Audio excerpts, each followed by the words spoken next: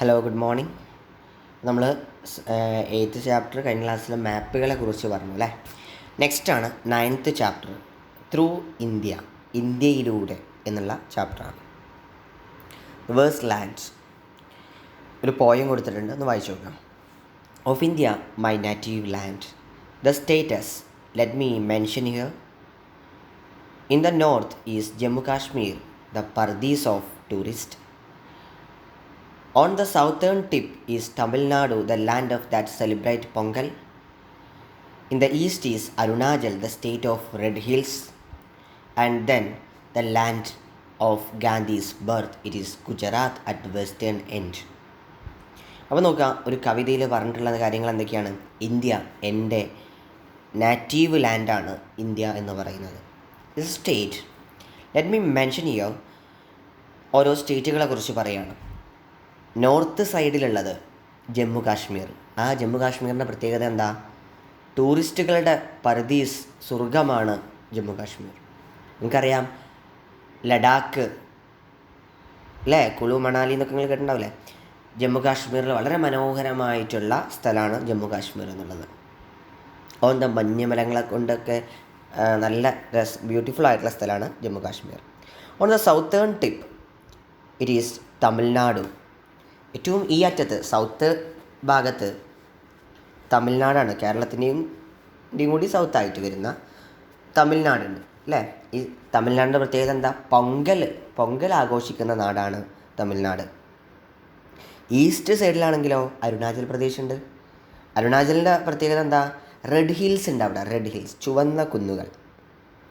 And west സൈഡിലാണെങ്കിൽ Gandhiji ജനിച്ച ഗുജറാത്ത് ഉണ്ട്. എവിടെ? വെസ്റ്റ് സൈഡിൽ. ഓക്കെ, അപ്പോൾ ഇങ്ങനെയാണ് ആ കവിതയിൽ പറയുന്നത്. What are the various things mentioned in the poem? എന്തൊക്കെയാണ് ആ കവിതയിൽ പറയുന്നത്? അപ്പോൾ നിങ്ങൾ ചെയ്യേണ്ടത്, ഈ കവിതയിൽ പറഞ്ഞ 4 സ്റ്റേറ്റുകൾ, ജമ്മു കാശ്മീർ, തമിഴ്നാടു, പിന്നെ അരുണാചൽ, ഗുജറാത്ത്, ഈ 4ൻ്റെയും 4 പ്രത്യേകതയും പറഞ്ഞിട്ടുണ്ട്. അത് 4 എന്ത് ചെയ്യുക, നോട്ടിൽ ഒന്ന് എഴുതുക കേട്ടോ. ഇന്ത്യയുടെ ഒരു മാപ്പ് ഇവിടെ കൊടുത്തിട്ടുണ്ട്, പൊളിറ്റിക്കൽ മാപ്പാണ് കൊടുത്തിട്ടുള്ളത്. ഇത് ശരിക്കൊന്ന് ടെക്സ്റ്റ് ബുക്ക് നിങ്ങളെ കയ്യിലുണ്ടാകും. എന്ത് ചെയ്യുക, കറക്റ്റ് ഒന്ന് നോക്കുക. എന്നിട്ട് Andhra Pradesh was divided to form 2 states, Andhra Pradesh and Telangana. ഇപ്പോൾ ഇതിലെ 2 പ്രത്യേകതകളാണ് ഉള്ളത്. ഒന്ന്, ആന്ധ്രാപ്രദേശ് എന്ന് പറയുന്നത്, ആന്ധ്രാപ്രദേശ് 2 എണ്ണം ആക്കിയിട്ട് എന്ത് ചെയ്തു, വിഭജിച്ചു. ഏതൊക്കെയാക്കിയിട്ടാണ് വിഭജിച്ചിട്ടുള്ളത്? ആന്ധ്രാപ്രദേശും തെലങ്കാനയുമായിട്ട് വിഭജിച്ചു. അതുപോലെ തന്നെ ഇപ്പോൾ ജമ്മു ആൻഡ് കാശ്മീർ ഉണ്ടല്ലോ, ജമ്മു ആൻഡ് കാശ്മീർ വീണ്ടും വിഭജിച്ചിട്ടുണ്ട്. ജമ്മു ആൻഡ് കാശ്മീർ എന്ന് പറഞ്ഞ സ്റ്റേറ്റ് ഇപ്പോൾ ഇല്ല, വേറെ അത് വിഭജിച്ചിട്ടുണ്ട്. അപ്പോൾ അതും കൂടി ഒന്ന് കണ്ടെത്താൻ നോക്കാം കേട്ടോ, പുതിയ ഏതൊക്കെയാണെന്നുള്ളത്. Political map of India. Which are the states that lie close to the Arabian sea? അറബിക്കടലിനോട് ചേർന്ന് നിൽക്കുന്ന സംസ്ഥാനങ്ങൾ ഏതൊക്കെയാണ്? കേരള, കർണാടക, മഹാരാഷ്ട്ര, ഗുജറാത്ത്. ഇത്രയും ഭാഗങ്ങളാണ് അറബിക്കടലിനോട് ചേർന്ന് നിൽക്കുന്ന ഭാഗങ്ങൾ. Name the state that lies to close to bay of Bengal. Bay of ബംഗാളിനോട് ചേർന്ന് നിൽക്കുന്നതോ? തമിഴ്നാട്, ആന്ധ്രാപ്രദേശ്, ഒഡീഷ, വെസ്റ്റ് ബംഗാൾ തുടങ്ങിയ സാധനങ്ങൾ അല്ലേ. ഇതൊക്കെയാണ് ബേ ഓഫ് ബംഗാളിനോട് ചേർന്ന് കിടക്കുന്നത്. Name the state that not have a sea shore. കടൽ തീരമില്ലാത്ത സംസ്ഥാനങ്ങൾ ഏതൊക്കെയാണ്? രാജസ്ഥാൻ കടൽ തീരം ഉണ്ടാവില്ല, ഹരിയാന, പഞ്ചാബ്, ജമ്മു കാശ്മീർ, ഇതിനൊന്നും കടൽ തീരമില്ലാത്ത സംസ്ഥാനങ്ങളാണ്. അതിങ്ങനെ നോക്കിയിട്ട് കടൽ തീരമില്ലാത്ത സ്ഥലങ്ങൾ എവിടെയെന്നുള്ളത് നോക്കുക. Okay,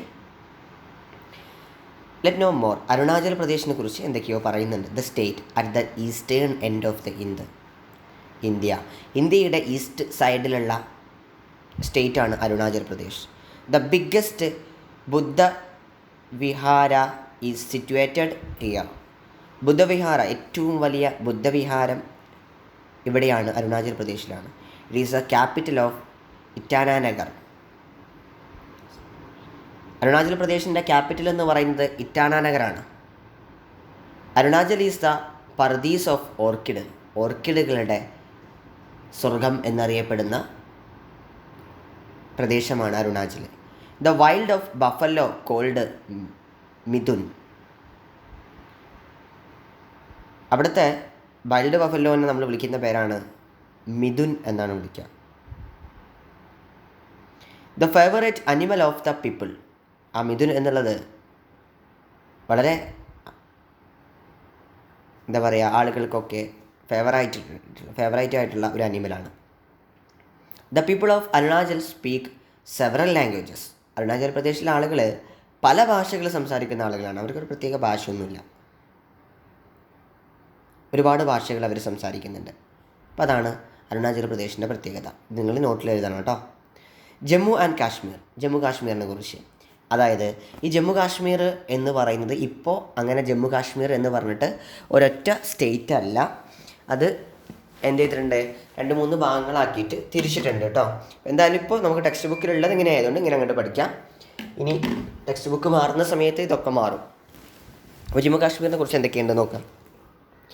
The state is situated at the northern end of India. Kashmir is a land of mountains. മൗണ്ടെയിനുകളുടെ നാടാണ് കാശ്മീർ എന്ന് പറയുന്നത്. ആൻഡ് ലേക്സ്, റിവേഴ്സ്, തടാകങ്ങളും പുഴകളും നിറഞ്ഞ നാടാണ് Kashmir. Wular, the largest fresh water lake of India. Wular എന്ന് പറയുന്നത് ഇന്ത്യയിലെ ഏറ്റവും വലിയ ശുദ്ധജല തടാകമാണ് വൂലാർ. ഈസ് ഇൻ ശ്രീനഗർ, ഇത് ശ്രീനഗറിലാണ്. The Dal lake is also famous, Dal ലേക്കും അതുപോലെ ഫേമസ് ആണ്. വൂലാർ ഇന്ത്യയിലെ ഏറ്റവും വലിയ ശുദ്ധജല തടാകമാണ്. അതുപോലെ തന്നെ ഡാൽ ലേക്കും ഈസ് മോസ്റ്റ് ഫേമസ് ആണ്.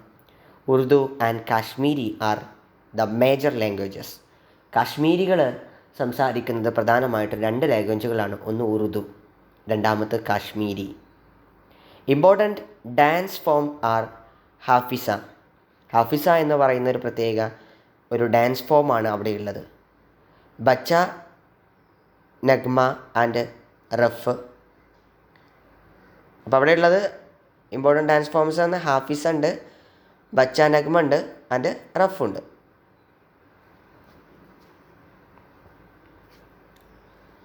Jammu and Kashmir has 2 capitals. Jammu കാശ്മീരിന് 2 ക്യാപിറ്റലുകളുണ്ട്.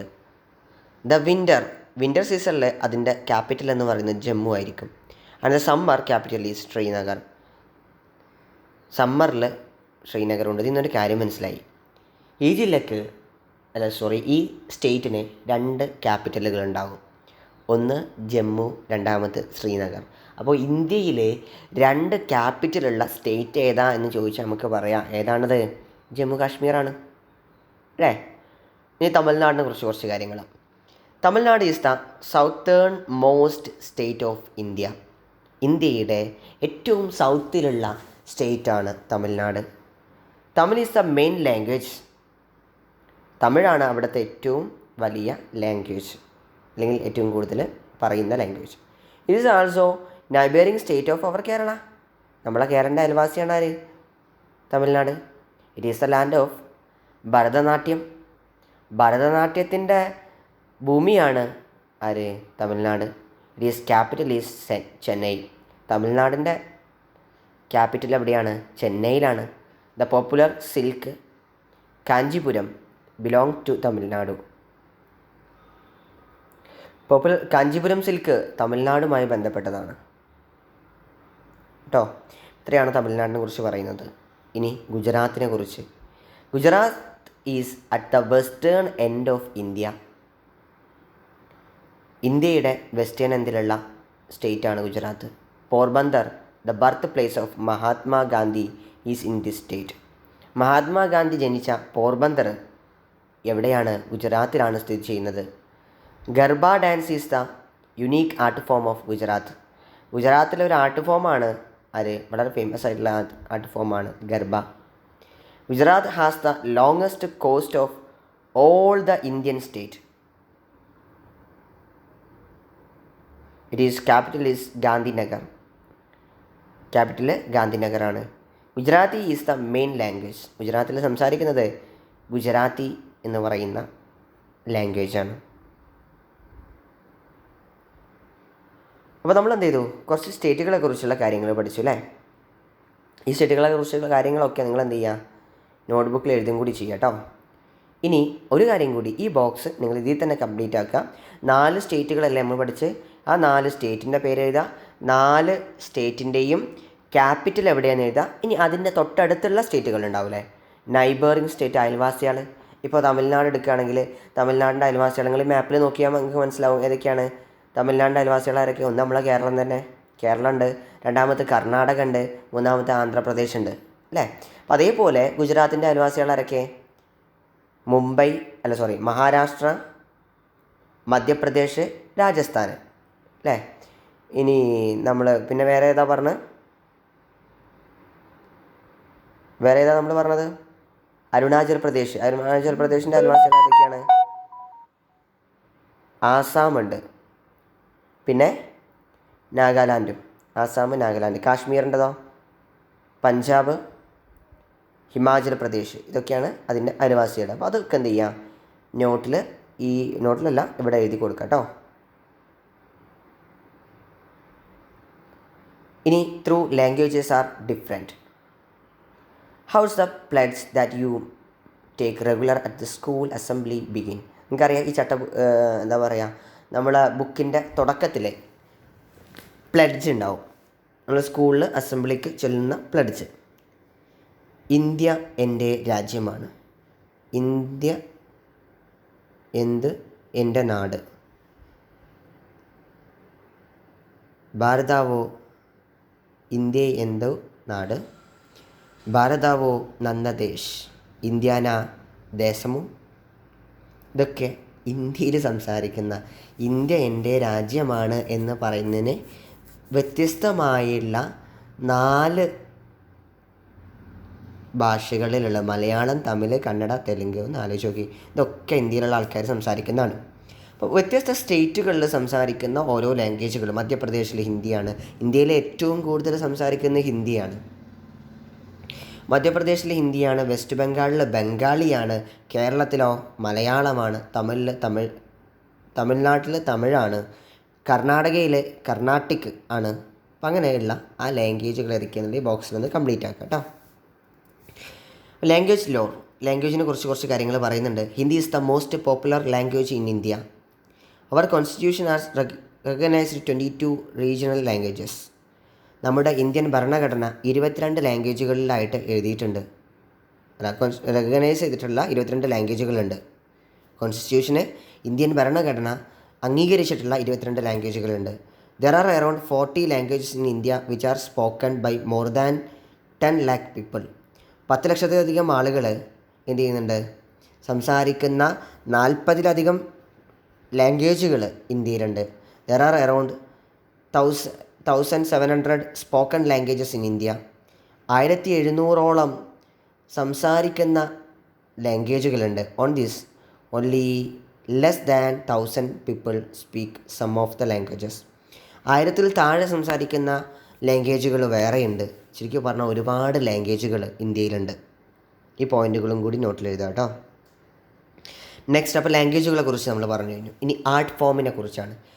Different languages V also have different art form. വ്യത്യസ്തമായ കലാരൂപങ്ങളുണ്ട്. ഇവിടെ നോക്കി നിങ്ങൾ, കുച്ചിപ്പുടി, ഒഡീസി, കഥക്, ഭരതനാട്യം, മണിപ്പൂരി എന്ന് തുടങ്ങിയിട്ടുള്ള ഡാൻസ് രൂപങ്ങളുണ്ട്, ആർട്ട് രൂപങ്ങളുണ്ട്. അപ്പോൾ തമിഴ്നാട്ടിലാണെങ്കിൽ ഭരതനാട്യമാണ്. ഒഡീസി, കഥക് ഇതൊക്കെ എവിടെയാണെന്നുള്ളതൊന്ന് നോക്കിയിട്ട് എഴുതിക്കൂടെ? കേരളത്തിൻ്റെത് ഏതാണെന്നുള്ളത് നോക്കിയിട്ട് എഴുതിക്കൂടെ? നമ്മളിതിന് മുന്നേ പറഞ്ഞിട്ടുണ്ടായിരുന്നു കുറച്ച് ആർട്ട് ഫോമിനെ കുറിച്ചൊക്കെ അല്ലേ. അപ്പോൾ ഒന്ന് നോക്കിയിട്ട് എന്ത് ചെയ്യുക, identify the major art form of other state of India, note them in your environmental diary. Next, national symbols. അപ്പോൾ ഇത് നിങ്ങൾ എഴുതണം കേട്ടോ, നിങ്ങൾ സ്വന്തമായിട്ട് കണ്ടെത്തിയിട്ട് എഴുതാം. ഈ 4 ഒഡീസി ഏതിൻ്റെ ആണ്, കഥക് ഏതിൻ്റെതാണ് ഒന്ന് നോക്കിയിട്ട് എഴുതാം. National symbols. Do you want to know about national symbols? We respect and രാജ്യത്തിൻ്റെ മുദ്രകൾ, രാജ്യത്തിൻ്റെ അടയാളങ്ങളെ നമ്മൾ ബഹുമാനിക്കേണ്ടതുണ്ട്. അത് എന്തൊക്കെയാണെന്നുള്ളത് നാഷണൽ ആന്തം. ഒന്ന് ദേശീയ ഗാനം. ദേശീയ ഗാനം അറിയുന്നുണ്ടാവുമല്ലോ അല്ലേ? എത്ര മിനിറ്റ് കൊണ്ടാണ് വായിച്ച് തീർക്കേണ്ടത്, അങ്ങനെയുള്ള കാര്യങ്ങളൊക്കെ നമുക്ക് അറിയുന്നല്ലേ. അപ്പോൾ ദേശീയഗാനത്തിനെ കുറിച്ച് ഇവിടെ എഴുതിയിട്ടുണ്ട്. ദേശീയഗാനം എങ്ങനെയാണ്? ജനഗണമന അധിനായക ചെയ്യുകെ ഭാരത ഭാഗ്യവി ദാദാ എന്ന് പറഞ്ഞിട്ടുള്ള ദേശീയഗാനം ഉണ്ടല്ലോ, വളരെ രീതിയിൽ നമ്മൾ ചെല്ലാറുണ്ട്. ആരാണ് ഈ ദേശീയഗാനം രചിച്ചതെന്ന് അറിയോ? ആരാ? രവീന്ദ്രനാഥ ടാഗോറാണ്. ഇത് എത്ര മിനിറ്റാണ് ചെല്ലേണ്ടതെന്നറിയോ? 52 സെക്കൻഡാണ് ഈ ദേശീയഗാനം ചൊല്ലി തീർക്കേണ്ടത്. 52 second. One should have stand and attention position while reciting the national anthem. The recitations must be completed within 50 second. 52 second കൊണ്ട് വേണം അത് തീർക്കാൻ. ഇനി രവീന്ദ്രനാഥ ടാഗോർ അല്ലേ ഈ ദേശീയഗാനം ഉണ്ടാക്കിയത്, എഴുതിയത്? അപ്പോൾ അയാളെ കുറിച്ച് 2 വാക്കുകൾ പറയുന്നുണ്ട്. It was Rabindranath Tagore who wrote our national anthem. He was born at Kolkata in the West Bengal. Rabindranath ടാഗോറാണ് ഇത് എഴുതിയത്. അദ്ദേഹം ജനിച്ചത് വെസ്റ്റ് ബംഗാളിലെ കൊൽക്കത്തയിലാണ്. He started writing poem at a very early age. വളരെ നേരത്തെ തന്നെ അയാൾ പോയം, കവിതകൾ എഴുതാൻ തുടങ്ങി. He win Nobel prize for literature for his masterpiece Gitanjali. Gitanjali എന്ന് പറയുന്ന കവിതയ്ക്ക് അദ്ദേഹത്തിന് നോബൽ പ്രൈസ് കിട്ടി.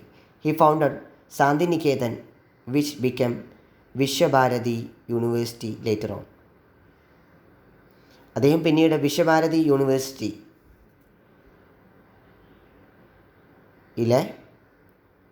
പിന്നീട് വിശ്വഭാരതി യൂണിവേഴ്സിറ്റി എന്ന് പറയുന്ന ശാന്തിനികേതൻ എന്ന് പറയുന്ന സംഭവം പിന്നീട് വിശ്വഭാരതിയായിട്ട് മാറിയ, വിശ്വഭാരതി യൂണിവേഴ്സിറ്റിയായി മാറിയ ഭാഗം അദ്ദേഹം തുടങ്ങിയതാണ്, ഫൗണ്ട് ചെയ്തതാണ്. പിന്നെയുള്ളത് നാഷണൽ സോങ് വന്ദേ മാതരം എന്ന് പറയുന്ന സോങ് ഉണ്ടല്ലോ, ഇതാണ് നമ്മളെ വന്ദേ മാതരമാണ് നമ്മളെ നാഷണൽ സോങ്. ഇത് ദേശീയ ഗാനമാണ്. നാഷണൽ ആന്തം എന്ന് പറയുന്നത് ജനഗണമനയാണ്. നാഷണൽ സോങ് ഏതാണ്? വന്ദേ മാതരമാണ്. Is our national song. It was written by Bankim Chandra Chatterjee. Bankim Chandra ചാറ്റർജിയാണ് നാഷണൽ സോങ് എഴുതിയിട്ടുള്ളത്. Okay. Next national flag. National ഫ്ലാഗിൻ്റെ കാര്യം കൂടി അവിടെ പറയുന്നുണ്ട്. നാഷണൽ ഫ്ലാഗ്, ഇന്ത്യയുടെ കൊടി. There are 3 colours in our national flag. 3 കളറുകളാണുള്ളത്. സാഫ്രൂൺ അല്ലേ, കുങ്കുമം, saffron at the top. In the middle, white in the മിഡിലായിട്ട് white. And green at bottom, പച്ച ഏറ്റവും താഴെയായിട്ട്. At the centre of the white area is the Ashoka chakra. ആ അശോക ചക്രം പതാകയുടെ സെൻട്രലായിട്ട് അശോക ചക്രം ഉണ്ട്. Which is navy blue in colour. Navy blue കളറിലാണ് അത് ഉണ്ടാവുക. With 24 spokes. അതിൽ 24 വരകളുണ്ടാകും. Our national flag was designed by Pingali Venkayya. Pingali Venkayya എന്ന് പറയുന്ന ആളാണ് അതിൻ്റെ ഡിസൈൻ ചെയ്തിട്ടുള്ളത്. Next national emblem. നമ്മൾ നോട്ടിൻ്റെ മുകളിലൊക്കെ ഈ എംബ്ലം കാണാറില്ലേ, അതാണ് national emblem. Our national emblem is adopted from the stupa founded by emperor Ashoka and Sarnath. സരന്തിൽ അശോക ചക്രവർത്തി ഉണ്ടാക്കിയിട്ടുള്ള ശില്പമാണ് നമ്മൾ എന്ത് ചെയ്തിട്ടുള്ളത്, നാഷണൽ എംബ്ലമായിട്ട് എടുത്തിട്ടുള്ളത്. It consist of 4 lions. 4 സിംഹങ്ങളാണ് അതിലുണ്ടാവുക. Looking in 4 directions and the Dharmachakra beneath it. അതിന് തൊട്ട് താഴെയായിട്ട് ധർമ്മചക്ര ഉണ്ട്. It forms of an elephant. It forms of an elephant, ഒരു ആനയുടെ beneath it with the forms of an elephant, ആനയുടെ രൂപം വെച്ചുകൊണ്ട്. എ ഹോസ് ആൻഡ് ഒരു ആനയുണ്ട് അതിൽ. അതുപോലെ തന്നെ ആരുമുണ്ട്, ഹോസ്, ഒരു കുതിരയുണ്ട്. എ ബുൾ എറൗണ്ട് ഇറ്റ്, ഒരു ബുള്ളും ഉണ്ട്, അതിന് ചുറ്റുമായിട്ടുണ്ട്. Below this the word Satyameva Jayate. Satyameva Jayate എന്ന് എഴുതിയിട്ടുണ്ട്. ഹിന്ദിയിൽ സത്യമേവേ ജയതേ.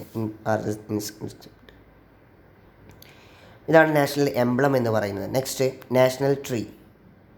ഇവിടെ പിക്ചർ കൊടുത്തത് നാഷണൽ ട്രീ അല്ലേ. നാഷണൽ അനിമൽ ചിത്രം കണ്ടില്ലേ നിങ്ങൾ. നാഷണൽ ബേർഡ്, നാഷണൽ ഫ്ലവർ ഒക്കെ കൊടുത്തിട്ടുണ്ട്. കറക്റ്റ്. അപ്പോൾ അത് ഏതൊക്കെയാണെന്നുള്ള ചിത്രം കണ്ടാൽ തിരിച്ചറിയില്ലേ? നാഷണൽ ഫ്രൂട്ട് ഏതാ, നാഷണൽ ഗെയിം ഏതാ എന്നുള്ളതും കൂടി നിങ്ങൾ എന്ത് ചെയ്യുക, കണ്ടെത്തുക കേട്ടോ. ഓക്കെ. അപ്പോൾ ഇതാണ് നമ്മളെ ഏത് ചാപ്റ്റർ. ഇതിൽ പറഞ്ഞ കാര്യങ്ങളൊക്കെ നോട്ടിൽ എഴുതിയെടുക്കുക, ഇമ്പോർട്ടൻറ്റ് പോയിൻറ്റ്സൊക്കെ നോട്ടിൽ എഴുതുക, അയച്ചു തരാം കേട്ടോ. ഓക്കെ. അപ്പോൾ ഈ മാപ്പ്, ഇന്ത്യയുടെ മാപ്പ് ശരിക്കും പഠിക്കുക. ത്രൂ ഇന്ത്യ എന്നുള്ള ചാപ്റ്ററിൽ നമുക്ക് ഇത്രയും കാര്യങ്ങളാണ് പഠിക്കാനുള്ളത്. അത് കറക്റ്റ് നോക്കുക, മനസ്സിലാക്കുക. ഏതെങ്കിലും ഭാഗം മനസ്സിലാവാത്തുണ്ടെങ്കിൽ ചോദിക്കുക. ഓക്കെ. Thank you.